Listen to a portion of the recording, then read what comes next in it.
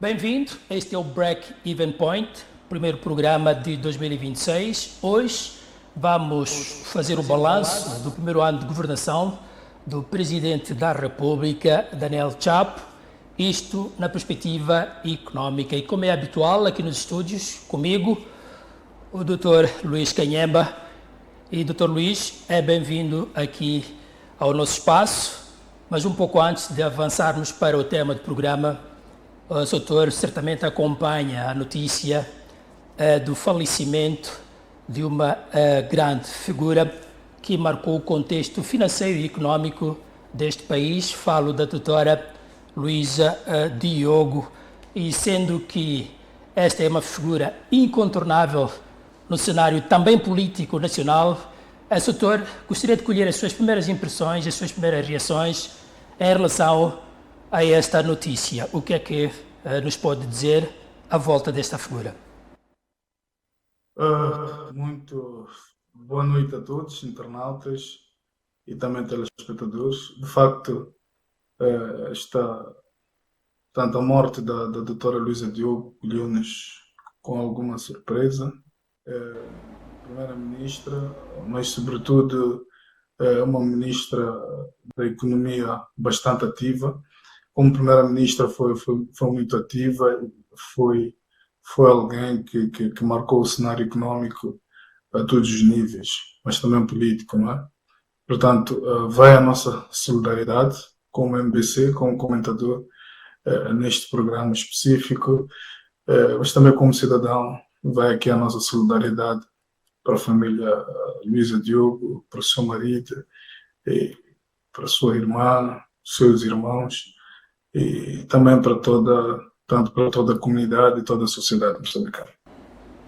Doutor, um outro fenómeno tem a ver com aquilo que são as nossas vulnerabilidades, isso em termos climatéricos. Doutor, mal iniciamos as nossas férias, também nós podemos terminar como deve ser, e o país acordou submerso diante de uma situação catastrófica.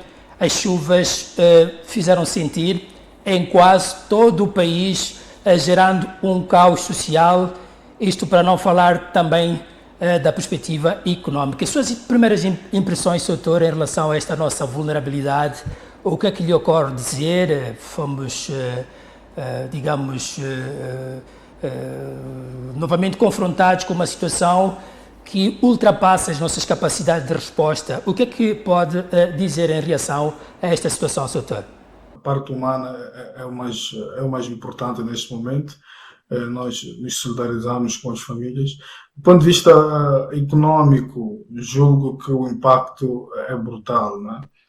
Ainda ontem vimos o porta-voz do governo a falar de um déficit de cerca de 6 bilhões de meticais, num contexto em que estava previsto para este tipo de situações cerca de 13 bilhões, se não estou em erro. Portanto, em termos de orçamento de Estado, vai impactar negativamente. Portanto, estes 6 bilhões vão sair de algum sítio, e naturalmente que desse sítio em que sai, portanto, desde em que sai, algum tipo de atividade prioritária do governo, do Estado, não será cumprida. Portanto, é um choque interno daqueles que nós temos vindo a falar aqui. A questão climática, estes choques climáticos têm afetado negativamente. Mais uma vez, vai afetar negativamente a questão económica. Felizmente, temos visto o Estado, o governo, membros do governo e a intervenção do Seu Excelência, o Presidente da República, bastante pertinente, e espero que assim seja, que continue. Portanto, as minhas primeiras palavras são nesse sentido. Para direto ao assunto do programa, doutor, coincidentemente, o Presidente da República completou em janeiro deste ano os primeiros 24 meses, ou digamos 12 meses de gestão do país. Vamos olhar para a perspectiva económica. Doutor, pode-nos descrever em que contexto o chefe de Estado iniciou a governação, isso em 2025? Efetivamente, no dia 25, desculpe, no dia 15 de janeiro do ano passado, faz hoje, portanto, um ano e uma semana, provavelmente, iniciou o mandato do presidente Chapo e iniciou num contexto particularmente difícil, marcado por alguns choques internos. Estamos a falar dos fenómenos climáticos piores, não, deste ano foram piores que do ano passado, naturalmente, mas no ano passado também tivemos alguns fenómenos climáticos extremos, não é? E isto tem os seus impactos. Começar pelo elevado custo de vida, portanto, se o produto não chega ao destino porque as estradas estão cortadas, realmente que os preços, que há de haver escassez, os preços vão elevar, né? Por outras razões também. O custo de vida, quando o presidente iniciou o seu mandato, estavam bastante altos.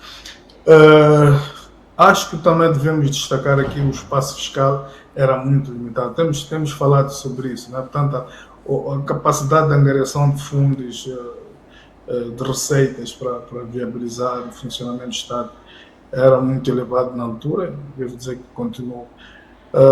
Seja como for, o contexto econômico encontrava-se bastante vulnerável, portanto, com grandes expectativas em torno do gás, como essas expectativas ainda se mantêm. Mas com os benefícios, como todos ainda sabemos, ainda estão distantes da maioria da população. Portanto, eu iria descrever o cenário que o presidente encontrou nesses termos, portanto, num contexto econômico bastante difícil. Não é? Foi assim que o presidente Chapo encontrou, portanto, no país. Doutor, para sermos mais concretos, como é que podemos descrever esse ano? Terá sido um ano de crescimento econômico ou então de gestão de riscos de estabilização? Foi essencialmente um ano de gestão de risco e tentativa de estabilização da economia. Eu não falei também de um outro aspecto bastante marcante em que o presidente Chapo encontrou o país. Lembra-se que foi no ano passado que houve as manifestações consideradas violentas, né? Então era preciso que se estabilizasse o país, estava bastante instável por causa dos aspectos que falei em relação à questão anterior, mas também por causa desta questão do vandalismo associado às manifestações.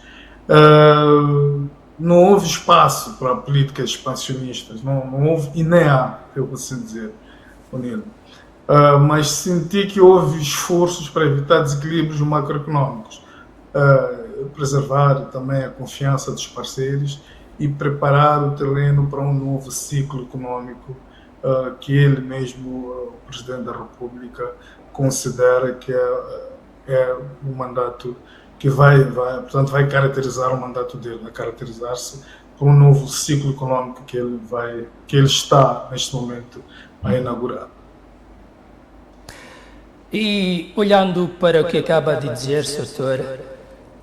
como é que nós podemos chegar a ponto de que este esforço na gestão do risco de estabilização poderá ter produzido alguns ganhos econômicos? Chegamos a isso ou nem tanto? Ainda é muito cedo, né? Creio que 12 meses ainda é muito cedo para nós dizermos que conseguimos estabilizar a nossa economia. Creio que ainda é muito cedo, mas as expectativas elas estão lá. Devo aqui dizer que a narrativa econômica sobre o papel do setor privado e do gás como âncora de crescimento, penso que vai ser o mais importante para essa estabilização e vai comunicar, sobretudo para o exterior, né, portanto, que a nossa economia ela está a caminho da sua estabilização e portanto, a credibilidade externa, sobretudo isto, a credibilidade externa, pode ser que, pelos sinais que temos estado a ver, pode ser que ela volte, né? Lembre-se que a credibilidade externa beliscada com a questão das dívidas externas e depois com a questão das manifestações que transmitiram a ideia de que o país não é estável politicamente, e também temos a questão do terrorismo. Portanto, estes três aspectos não transmitiram uma boa mensagem para o exterior, e isto impactou negativamente para a questão da estabilidade, sobretudo macroeconómica do nosso país. E olhando em concreto para o segmento macroeconómico, a estabilização macroeconómica desejada terá sido conseguida, terá sido alcançada a que custo para as famílias e para as empresas? O grande ganho nestes últimos anos, não só no ano passado, nestes últimos anos, é de facto a estabilidade macroeconómica. Ela foi preservada, não é? Mas com custos sociais significativos. O custo de vida mantém-se elevado, não há dúvida nenhuma, não podemos escamotear esta verdade. Portanto, o poder de compra das famílias foi pressionado, e muitas empresas, sobretudo as pequenas e médias empresas, continuam a enfrentar dificuldades, sobretudo de financiamento e de mercado. Agora, o que aconteceu nos últimos 12 meses? E isto é mais ou menos uma repetição do que temos estado a dizer. A narrativa de que estamos a inaugurar um novo ciclo económico, a narrativa de que os proveitos do gás vão mudar o país, a narrativa de que temos um país próspero, de facto temos, ela vai transmitindo a mensagem de que uma boa mensagem para fora, também para dentro, e esses sinais têm mostrado, embora timidamente, de que a nossa economia ela vai melhorando, e como faz a questão muito bem, a estabilidade macroeconómica vai se preservando dessa forma, mas não só, também há naturalmente esforços do Banco Central nesse sentido, né? E quando olhamos para os índices macroeconómicos, notamos que há de facto alguns aspectos preservados, mas a grande custo. Doutor, sendo que o setor privado e as pequenas e médias empresas são o motor económico do país, que evidências nos pode trazer que, neste caso, destacam que estas áreas mereceram grande atenção por parte da política económica na governação de Daniel Chapo? Efetivamente, o setor privado, mas sobretudo as micro, pequenas e médias empresas, elas ganharam uma centralidade no discurso político, não há dúvida nenhuma. A nível de discurso, sim, elas ganharam alguma notoriedade e tem sido o centro dos discursos ao mais alto nível. Portanto, há uma narrativa mais clara neste novo mandato sobre o papel do setor privado como motor do crescimento, mas também do emprego. Contudo, naturalmente, 12 meses é muito pouco, e na prática os constrangimentos estruturais, sobretudo o acesso ao crédito, à burocracia, mas também o ambiente de negócio, ainda limitam o impacto real desta mudança de perspectiva, não é? Portanto, temos sim uma vontade, está plasmada, está clara na narrativa e no discurso, mas não está muito bem acompanhada. Portanto, há alguns aspectos que ainda carecem de mudança no terreno, e por várias razões. Já disse, podemos escalpelizar esses assuntos, mas o facto é que no terreno ainda não se vê, ainda há constrangimentos bastante estruturais. Encontra alguma relação entre a necessidade de estabilização a todo custo, estabilização macroeconómica, e a diplomacia, diga-se de passagem, económica que o chefe de Estado terá de seguida lançado no período depois manifestações eleitorais?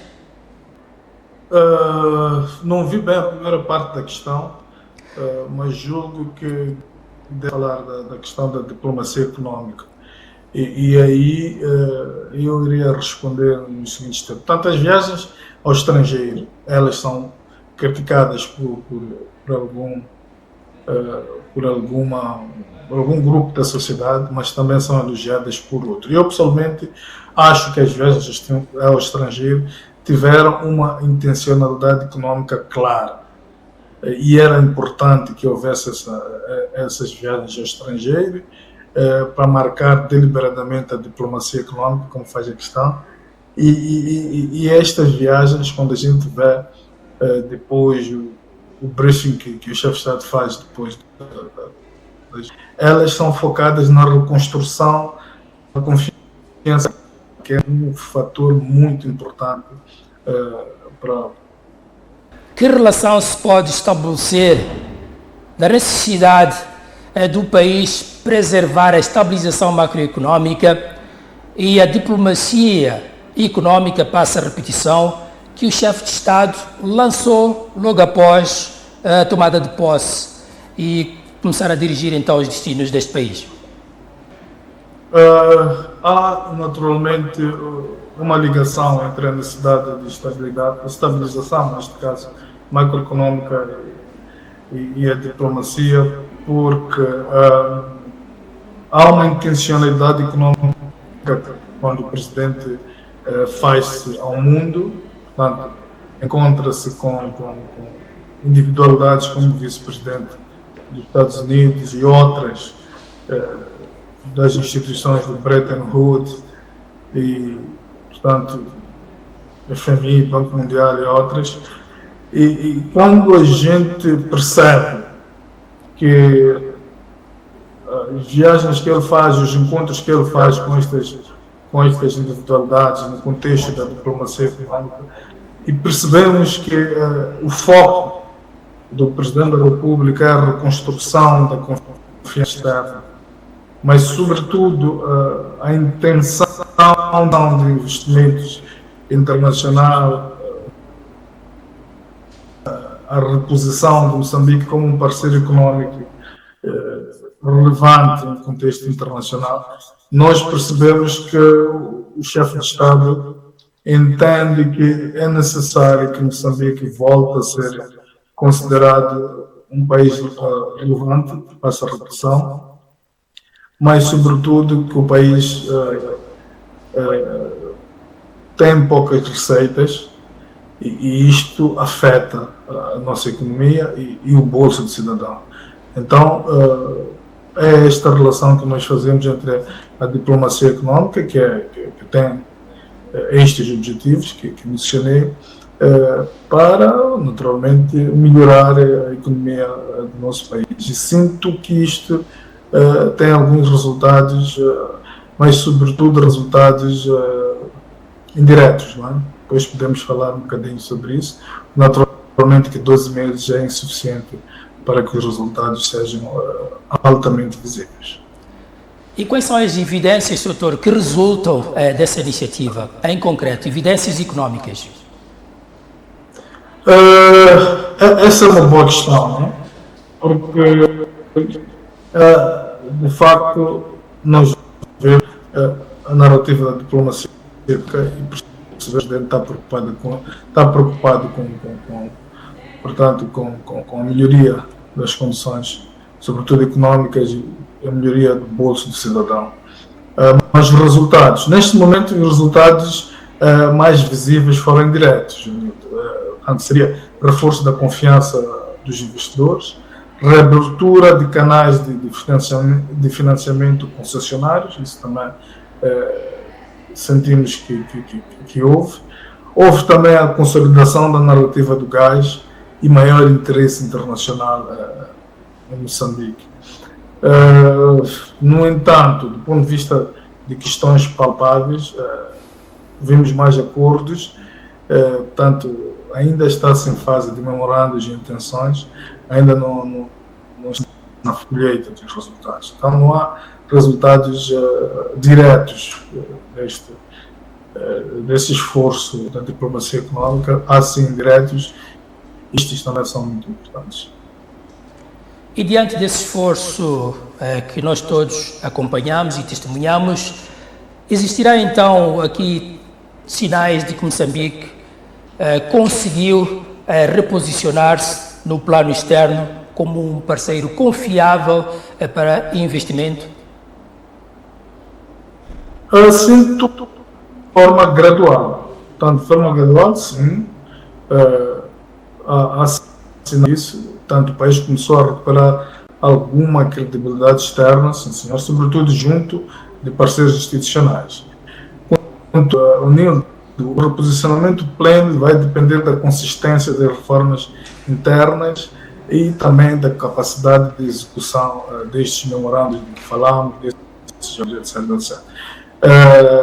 O governo e as instituições, portanto, de implementação, são desafiados a mostrarem capacidade de absorver e de implementar aquilo que são as intenções muito bem apresentadas pelo Presidente durante esses 12 meses. Doutor, caminhamos já para o final do nosso programa, mas antes gostaria que respondesse à questão que tem a ver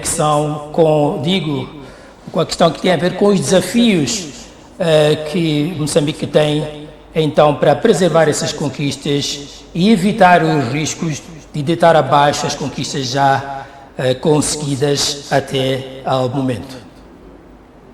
Portanto, os desafios, nós fomos falando dos desafios ao longo da entrevista. Portanto, eu, por mim,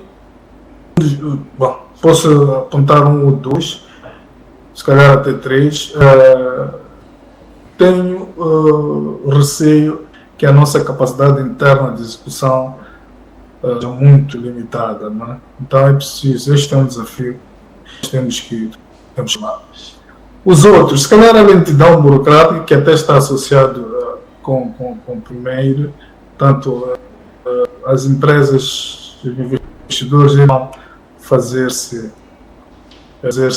a Moçambique e é preciso que nós tenhamos uma capacidade burocrática muito rápida e, portanto, e eficiente, sobretudo. Penso que há um outro desafio, que é a escassez da comunicação pública, e isto tem a ver com a continuidade daquilo que é o discurso presidencial. Portanto, o discurso presidencial, ele traz aspectos gerais e traz ação, mas é preciso que as instituições de implementação comuniquem sobre os ganhos concretos, sobre aquilo que são as fases subsequentes àquilo que foi a intenção apresentada pelo Presidente da República. De contrário, há um risco de frustração social se os resultados demorarem a materializarem-se, como é óbvio, né? Portanto, esta comunicação pública vai contornar este risco de frustração social. Portanto, esta frustração social tem a ver com as expectativas apresentadas. Portanto, se o Presidente da República faz o rol de encontros como fez, naturalmente que a expectativa do moçambicano fica bastante elevada e é preciso que se mantenha essa expectativa. Portanto, eu iria avançar com esses 2 ou 3 desafios para a materialização destas intenções apresentadas no contexto da diplomacia econômica. Doutor, quero agradecer-lhe pela sua presença aqui nos nossos estúdios. Nosso encontro fica marcado para daqui a uma semana. E até lá, doutor. Muito obrigado. Até a próxima. Obrigado. E termina então assim mais um Break-Even Point. Nós voltaremos a este espaço daqui a 7 dias. Até lá.